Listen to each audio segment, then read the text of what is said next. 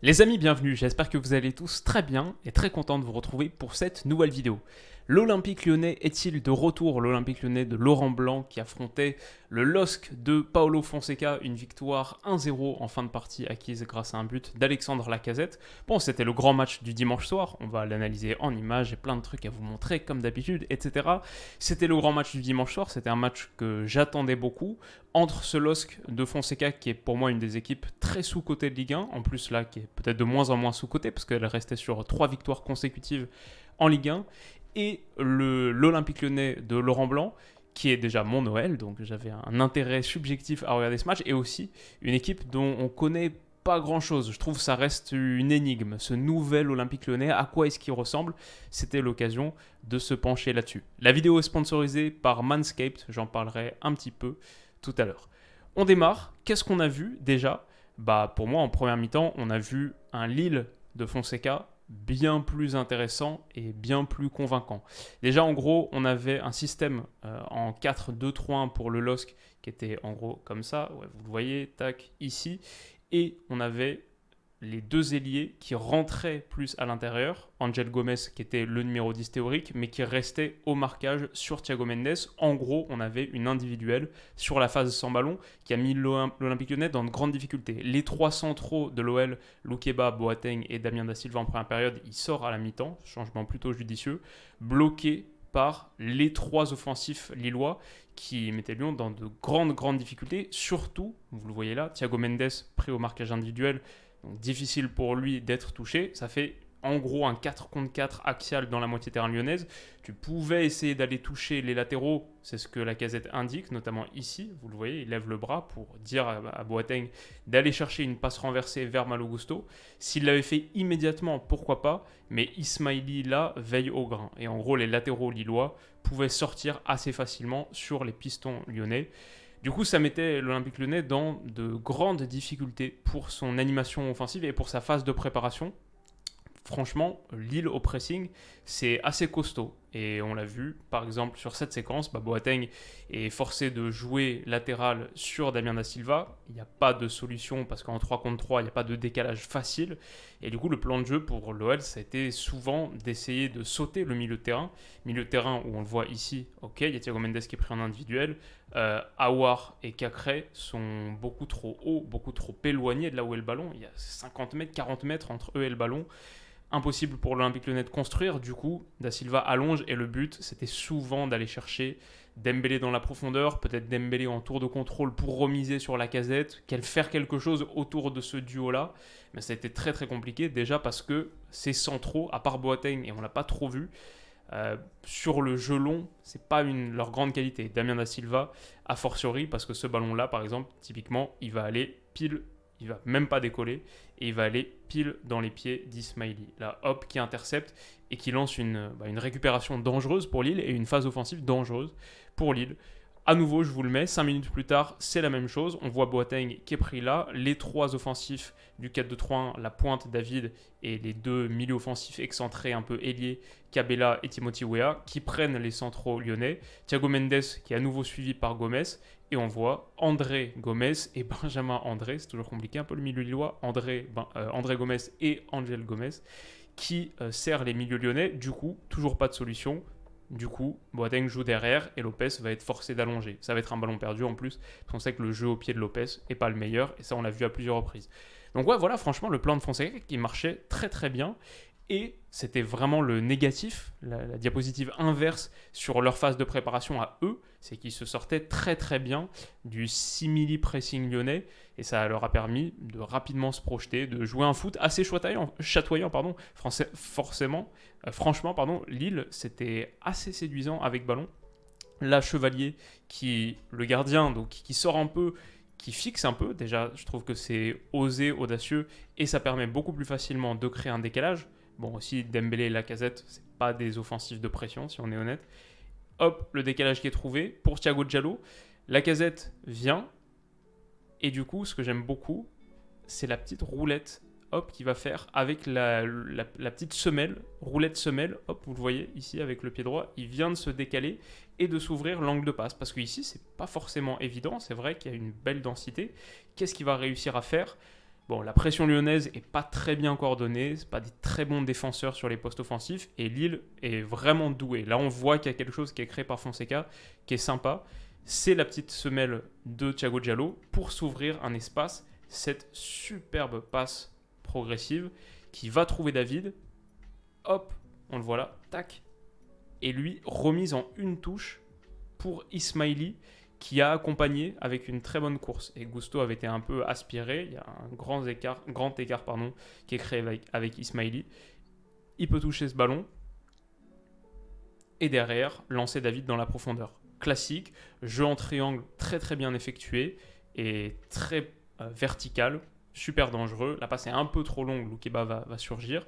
Mais franchement, c'était bien vu et c'est à l'image de ce que Lille a fait super bien sur la première mi-temps. On s'arrête là pour le petit moment sponsorisé. Alors les amis, comme je vous le disais dans l'intro, la vidéo d'aujourd'hui est sponsorisée par un des partenaires récurrents de la chaîne. Ça fait un moment que je travaille avec eux.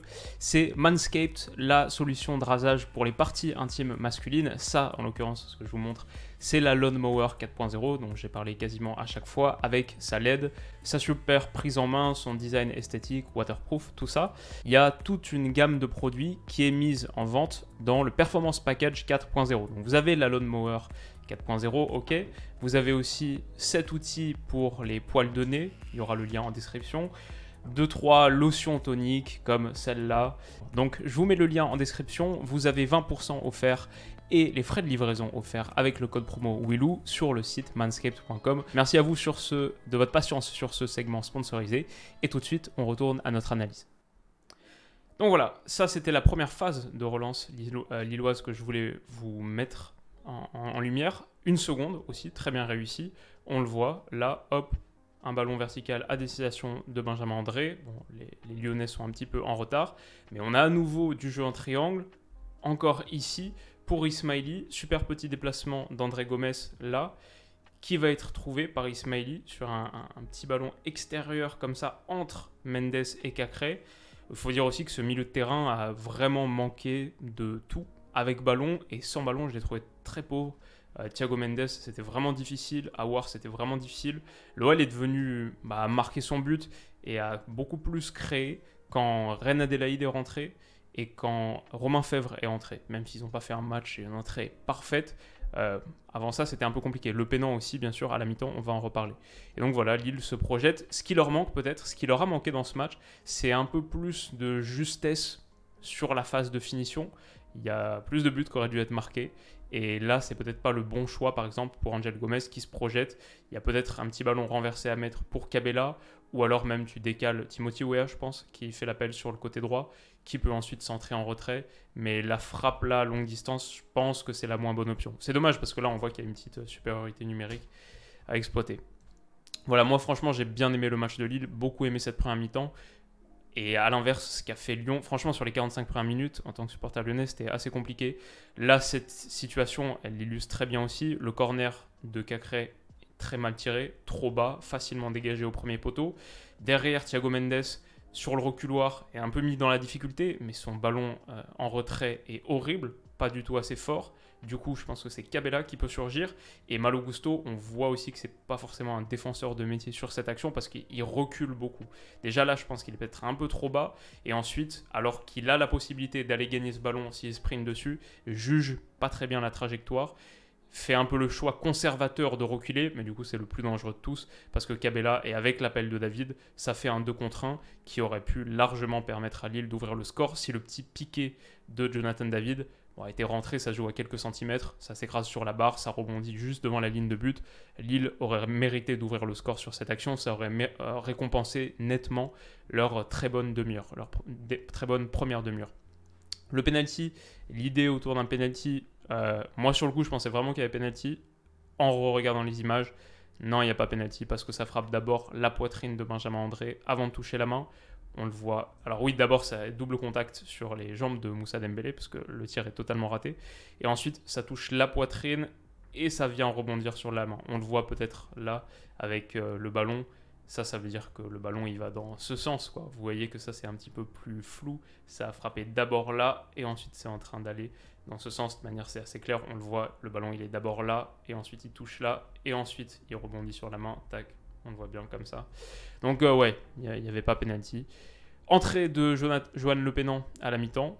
Choix plutôt judicieux, l'OL qui sort, le Blanc qui sort Da Silva et qui fait entrer Le Pénan pour avoir un petit peu plus de nombre au milieu de terrain, pour résister un petit peu plus à la pression lilloise.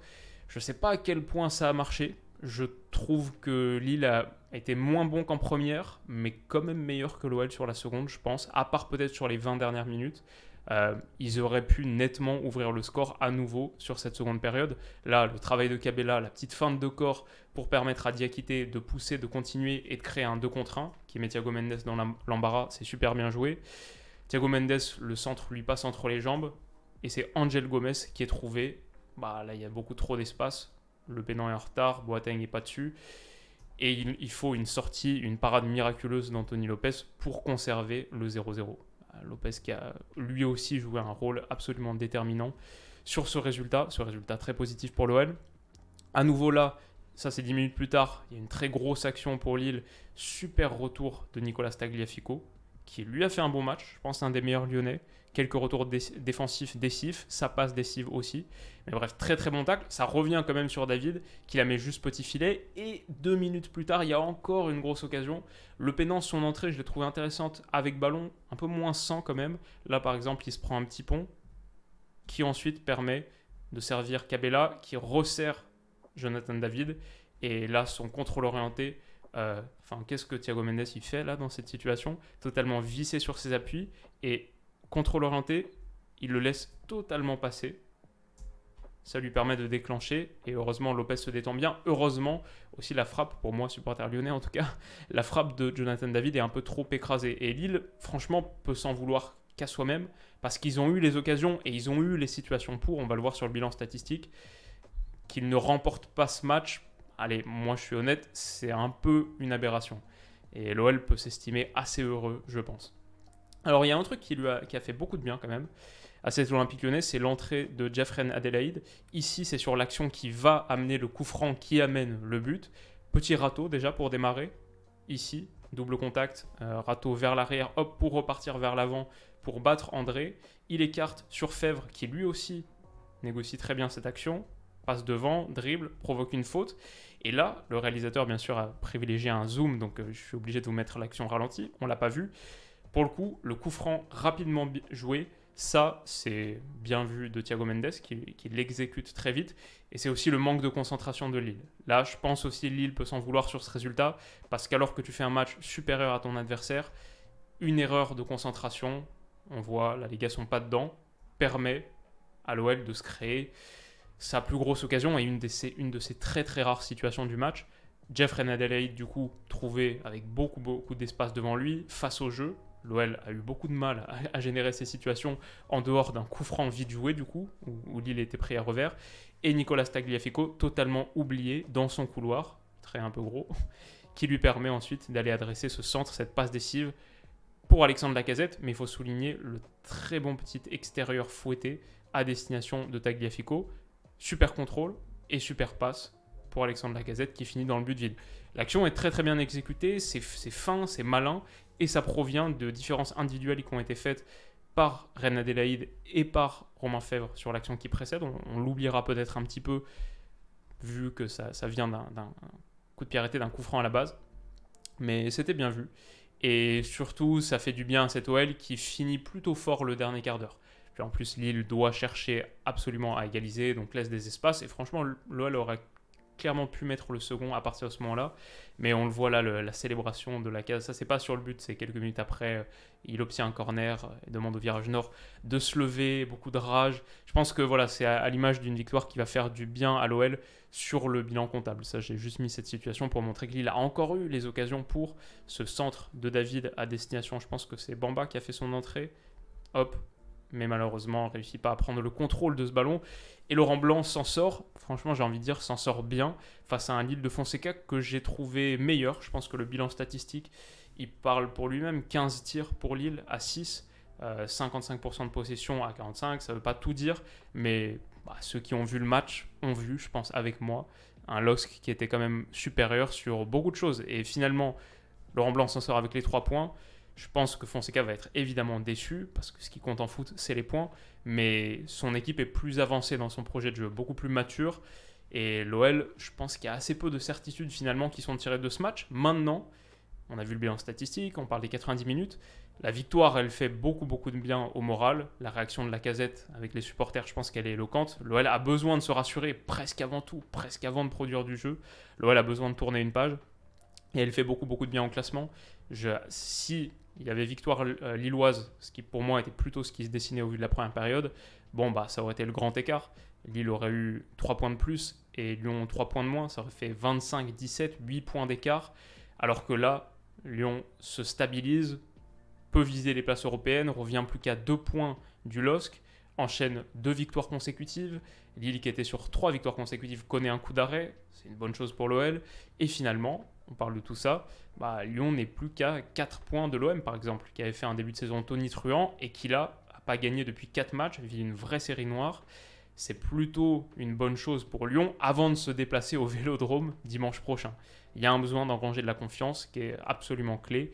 Et même si le jeu n'est pas au rendez-vous, c'est ça qui me fait dire l'OL est-il de retour? Je sais pas, moi je regarde le jeu, donc franchement j'ai vu le match, un peu comme les victoires en début de saison. Pour moi, je vois pas grand-chose de satisfaisant. Mais pour la confiance, bon, c'est peut-être comme ça que tu commences à construire quelque chose, un état d'esprit positif, un élan. Et après, peut-être que tu peux commencer à travailler le jeu. Je l'espère. Dites-moi ce que vous en avez pensé en commentaire.